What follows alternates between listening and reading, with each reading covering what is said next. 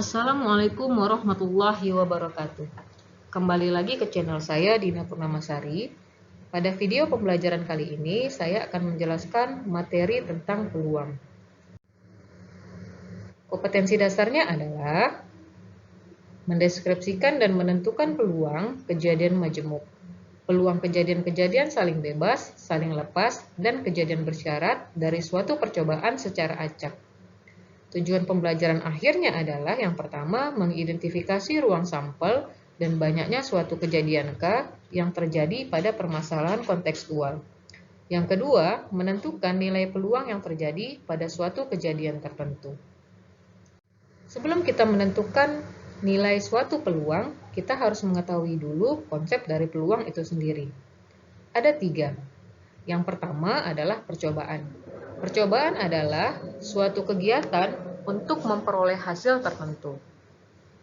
Yang kedua, ruang sampel. Ruang sampel adalah himpunan dari semua hasil yang mungkin pada suatu percobaan. Biasanya dinotasikan dengan S besar. Yang terakhir adalah kejadian. Kejadian adalah himpunan bagian dari ruang sampel itu sendiri. Kita masuk ke contoh ya. Yang pertama, tentukan ruang sampel pada percobaan melemparkan sebuah dadu sebanyak 1 kali. Lalu tuliskan kejadian munculnya mata dadu bernilai genap. Nah, pada gambar ada sebuah dadu ya yang sedang berputar. Di situ terdapat 6 buah titik.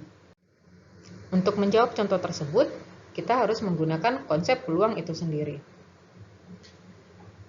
Yang pertama ada percobaan. Percobaan pada permasalahan di atas adalah percobaan pelemparan sebuah dadu. Yang kedua adalah ruang sampelnya. Karena mata dadu terdiri dari 6 titik, maka keseluruhan titik menjadi ruang sampelnya, yaitu 1, 2, 3, 4, 5, dan 6. Sehingga banyaknya anggota sampel adalah 6. Dinotasikan dengan NS sama dengan 6. Kejadian muncul bilangan genap adalah 2, 4, 6. Sehingga banyaknya anggota kejadian A adalah 3. Atau dinotasikan dengan NA sama dengan 3. Kita masuk ke contoh yang kedua. Jika 2 buah logam dilambungkan secara bersamaan sebanyak 1 kali, maka berapa banyak ruang sampel yang mungkin terjadi dan kejadian munculnya gambar pada kedua logam tersebut. Nah, ada gambar logam. Setiap logam itu memiliki 2 sisi, yaitu angka dan gambar. Disimbolkan dengan A dan G. Sama seperti contoh sebelumnya ya, kita harus menjawab dengan konsep peluang. Yang pertama yaitu percobaan. Percobaan pada permasalahan di atas adalah percobaan pelemparan 2 buah logam. Sedangkan ruang sampelnya adalah ada 2 logam. Sehingga kita bisa membuat tabel bantu tambahan seperti yang ada pada layar.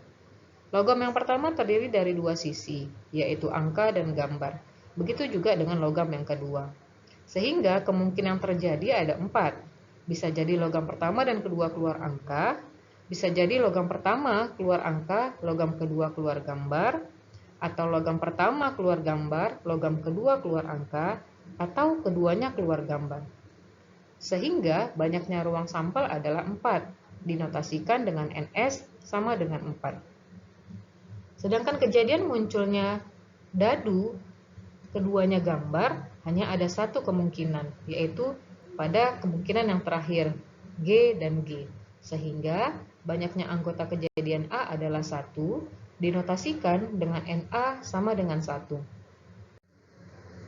Kita masuk ke contoh ketiga. Berapa banyak anggota ruang sampel pada satu set kartu bridge? Nah, kalau ini hanya ditanya anggota ruang sampel, sehingga kita hanya perlu menjawab konsep yang kedua saja. Ruang sampel satu set kartu bridge terdiri dari 4 jenis gambar. Seperti yang ada pada layar ya. Kartu bridge itu memiliki 4 jenis gambarnya. Yang pertama yaitu skop. Skop memiliki 13 kartu. Begitu juga jenis yang kedua yaitu wajik. Jenis yang ketiga juga keriting memiliki 13 kartu. Dan jenis yang terakhir yaitu love. Sehingga kalau ditanya ruang sampelnya adalah 4 dikali 13. 4 jenis kartu bridge dan 13 gambar. Sehingga banyaknya ruang sampel adalah 52 atau dinotasikan dengan NS sama dengan 52. Nah, kita bisa masuk ke peluang suatu kejadian. Jika A adalah suatu kejadian dan S adalah ruang sampelnya, maka peluang kejadian tersebut didefinisikan sebagai PA sama dengan NA per NS, di mana PA peluang kejadian, NA adalah banyaknya anggota kejadian A, dan NS adalah banyaknya anggota sampel. Syaratnya, peluang kejadian A harus lebih besar sama dengan 0 dan lebih kecil sama dengan 1. Jika peluang kejadian A bernilai lebih besar sama dengan 0, peluang kejadian tersebut tidak akan mungkin terjadi.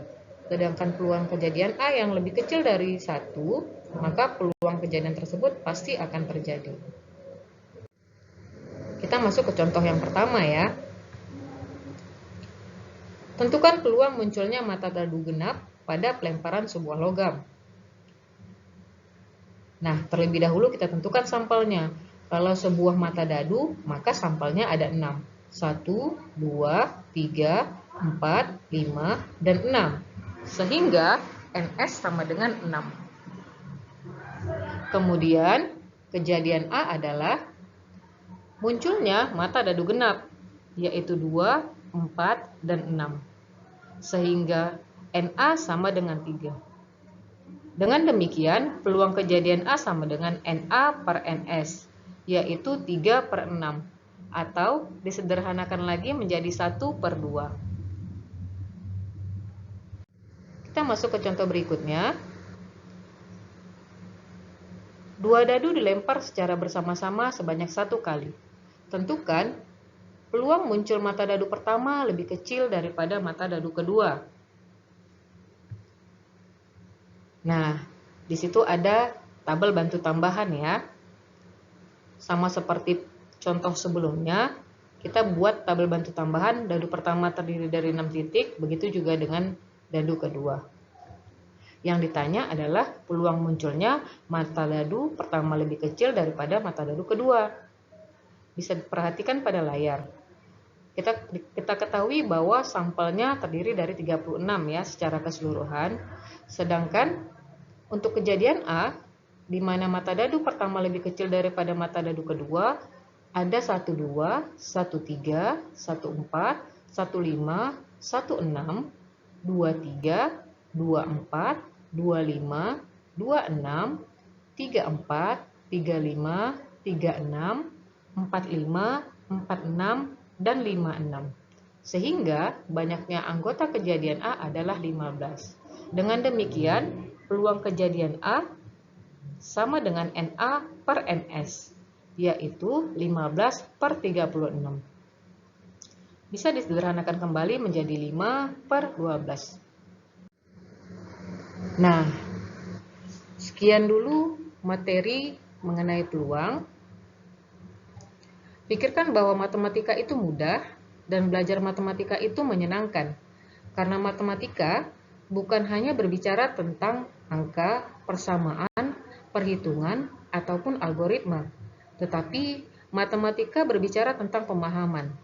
Dan pemahaman terhadap matematika akan terbentuk ketika kita sering berlatih. Di akhir video ini akan saya lampirkan beberapa soal yang berkaitan dengan materi agar kalian bisa terus berlatih di rumah. Semoga video ini bermanfaat. Assalamualaikum warahmatullahi wabarakatuh.